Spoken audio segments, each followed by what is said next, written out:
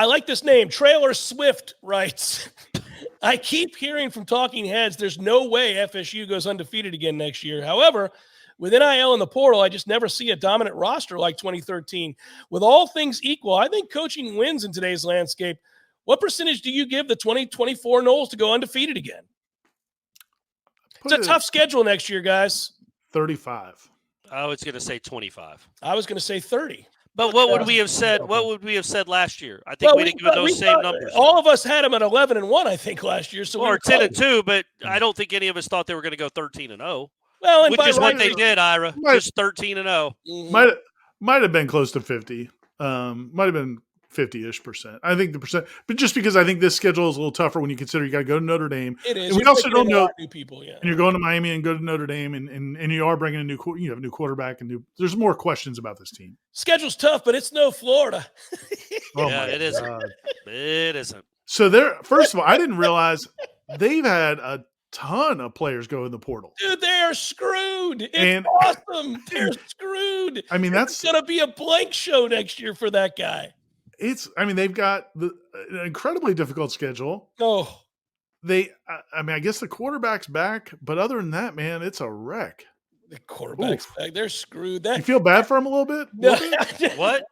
What? No. What kind of question is that? They lost the reaction. Lost their best player to their arch rival. They got this is crazy. They're gonna suck so bad. It's hard to measure. We should do a video of just Jeff chuckling, thinking about Florida. I do it all the time. Yeah. Once a week, I'm at a red light. I just start in the car by myself thinking about it. That's how they are. Yeah. It's beautiful. Anyhow, here we go. So we gave our percentages. Can a collective pay the money that would equate to a scholarship instead of a player actually having a scholarship? We know why Jimmy's asking that. I think some of that happens. I don't think I went through a long discussion with somebody on the tribal council about why I don't think that's a play where teams are going to load up with like 100 players because I just don't think that really results in a lot of wins. You're better off putting all your money to marquee players. But, I think it can happen. I think it does happen some. Terry, certainly to supplement, right? Even if it's not a full scholarship, you supplement. There may be a player where you would do it if he's that good, but good day, gents. Hot dog, register sausage dog, of course, writes Terry. We kept our coach and finally got a linebacker along with the other SEC players this portal season. So are we more optimistic about a playoff run this year, gents? Yeah, so everybody's obviously kind of questioning. There's several questions. This is a Facebook question with the, hey, have we reconsidered what's possible next year? We've answered that. We definitely have. The linebacker's a good point, though. We haven't really talked about him. He could be. I mean, that video that Tom did with Clint Lamb from the Alabama site was really good, and he's high on that kid. So that's a fun thing to think about. I had a tear in my eye. Getting Lundy back isn't, not important news either. I mean, I think Nicholson and Cryer could be good, but at least you know what you have in Lundy. He's not a superstar, but he's a solid college football player. And you had nothing. You had nothing like that. You didn't have anything. You were in trouble. You were in trouble. Yeah. So now you essentially got him back out of the portal, and you got this kid who's going to play a lot, I would think. And then Nicholson and Cryer are good guys young guys that have some potential. All right. So and Omar Graham.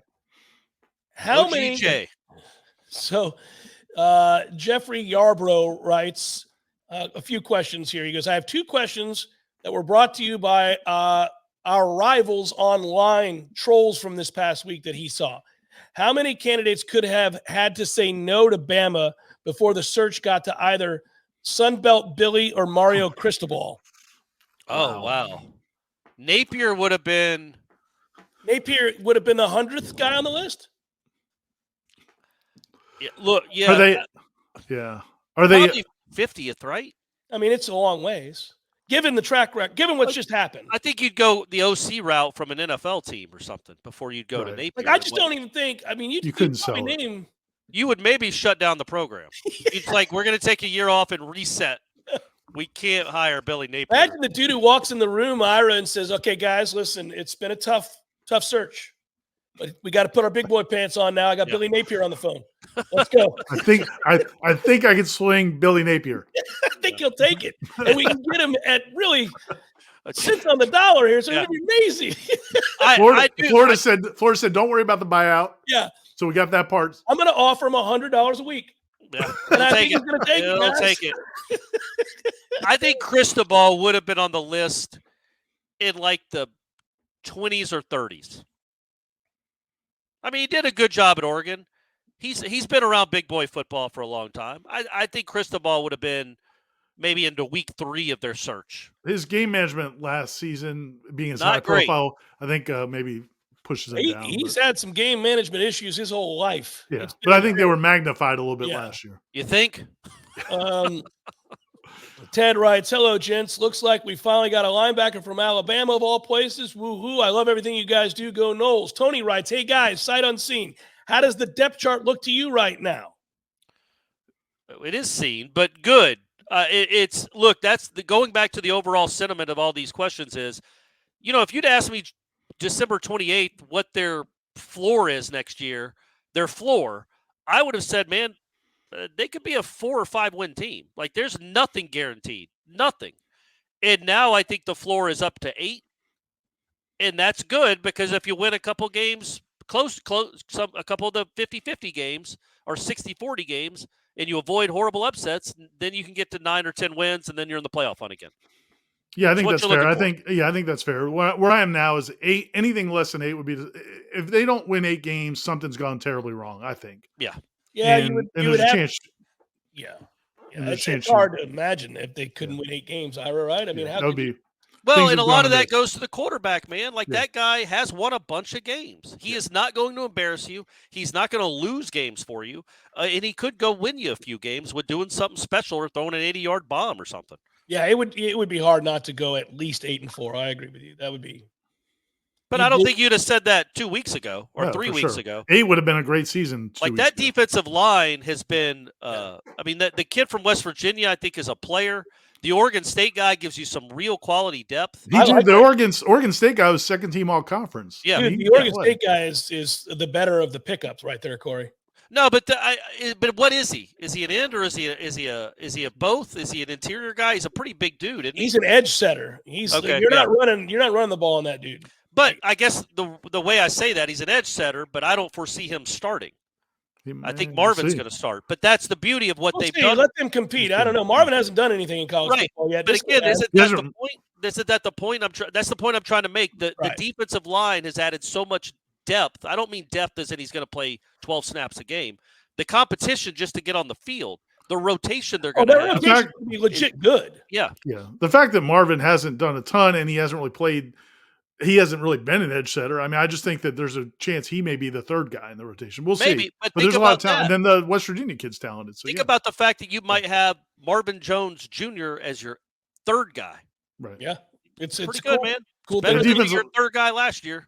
Yeah. The defensive line additions has probably been the biggest difference. Him and the quarterback, those two things are what I think everything else is, you knew they would get players at those positions. Those two things, I think, take it to a different level. All right, last one. This comes from Nick. At Alabama, Bear Bryant had an 81% win percentage. He won 14 SEC championships and 6 national titles. Also at Alabama, Nick Saban had an 87% win percentage, which, by the way, is absurd. 9 SEC championships and 6 national championships. In the 24 years between the two, Alabama went through 6 head coaches and won 66% of their games, 3 conference titles and 1 national title. Does Alabama go back to being what they always were without these 2 legends? One would like to coach. The guy can coach, but he, Nick Saban's the best that's ever done it. Bear Bryant, they named the stadium after him. Like that. In the middle was a bunch of bums. Average. Well, Gene Stallings. I love Gene Stallings. He gave Gene Stallings the national championship in the question. I'm not counting him. But all those other guys, all the Mikes they hired were just average ass or below average coaches. Hell, they hired a Mike that never got to coach. Yeah. Mike Wright's out there at the strip club to this day. And the Curry era didn't go great. So yeah. No, it didn't They've had some issues. Ray Perkins wasn't incredible either. Yeah, I think that's the thing is like the people of a certain age, like my son, his friends, kids that are in college, they think Alabama is this unwavering juggernaut. And it's like, no, man, it took a perfect marriage of that program. That's a big-time program. Nobody's arguing that, getting the best coach of all time.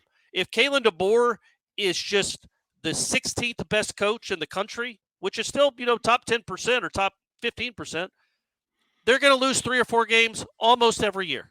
Nick Saban never lost 4 games at Alabama except for his first year when he's out there losing to X-Lee. He's out there losing to Louisiana Monroe. Yeah. Well, at home. At home, by the way. Do you think Mike Norvell, I don't know if anybody realized what was going to happen at Alabama the way it happened in terms of this exodus. And I think Mike Norvell might have been able to stem the tide because some of these players who are leaving at least might have been recruited by Mike Norvell, whereas they probably weren't by Kalen DeBoer. Do you think he would have regretted it if he went there and this happened? Or how much would he have regretted it? I hope how much happier do you think he is with his decision now? Yeah, seeing what just happened. You're never going to get the opportunity to be Alabama's head. You're never going to get the opportunity to be the Alabama head coach again. Right. So this was it. This was the time to do it. That's why Kalen DeBoer probably said yes, right? Because you can't live up to Nick Saban. You cannot. He will not. Mike would not have. This guy is not going to. And you're being hired to be fired in a lot of ways. Yeah, you'd rather be the next guy. Yeah, and everybody knows that, right? And so he would have done it knowing that I'm never going to be this other guy that I'm replacing. And I'm only going to be compared to that guy because I'm first up. So that has to weigh on your decision a little bit. I mean, you still may do it. You still may say, I got the greatest resources in the world. I'm going to be paid more money than I'm currently being paid. I can be paid more than anybody else. And I'm going to get, an incredible talent. There's a good chance I go and win 11 games a year at Alabama. I mean, that's an amazing thing, but it's not going to be good enough. It's crazy. I would have thought it would have been not career suicide necessarily, but the risk there to me so far outweighs the reward of it. Like no matter what you do, you're going to be worse than the guy that you took over for because you have to win at least 1 or 2 national championships. Period. Even if you get to the playoff. That's not going to be good enough. No, and Florida State, he revitalized the program. He's beloved. Yes, he is. It would just be crazy to go take over a place that will never love you like they love those other 2 guys. And you're always going to be fighting them. And look, there's no guarantee they're going to keep recruiting at this level. Nick Saban's name rang out across the country. Mike Norvell's does not. The thing about Saban is he, just like Krzyzewski in basketball, he was synonymous with the sport. So when he would show up at kids' houses, it was like Bowden back in the day, but probably to a higher degree. Yeah. And when Bowden was, you hear the stories, the players that Antonio Cromartie was just talking, I think it was Cromartie, one of those guys was talking recently about being recruited by Bowden and how the whole neighborhood would show up. When he showed up, and so think about that with Saban. In this era with the exposure now and 6 national titles, whatever. It's they'll never be anything quite like that. And Corey, I'll say it. There not only is there no guarantee, I will guarantee they will not come close to recruiting at that level. Right. It's not going to be close. Then it becomes a hard ass job. Yes, you're in the SEC West on the same level as all those other teams trying to. And Texas and Oklahoma are coming in. Have fun with that. And he's going to have an office in your building.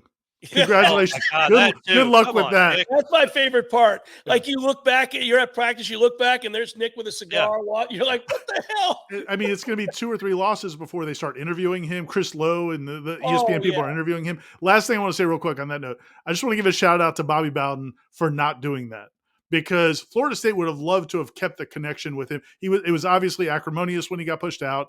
He was mad and I get it. But Florida State, at some point, they did get him back in to do some endorsement stuff and to come around. But Bobby Bowden, part of the reason no matter how it ended, he was never going to be that guy to take the office over the next guy. Yeah, and you got Spurrier's got an office in the swamp. Yeah, Pat Dye did it at Auburn. Yeah. This guy's doing it. Man, Bobby Bowden it was good for Jimbo Fisher that Bowden didn't try to do that. I'm glad he did too, Ryan. I think it's good to point it out, Ira, I should say, but I don't understand why these guys do that. Yeah. You're a coach. You know that's unfair to the next guy. Right. Why do you do that? Napier's probably not going to do this to the next guy. I would want Napier there every day. I'd be like, I don't know, go ask Billy. How does Billy do that? Kirby should get Ray Goff in office. Yeah. Ira Chappelle and Corey Clark. I'm Jeff Cameron, and good job, Tom Lang, producing. Peace, everybody. Sorry we were late this week.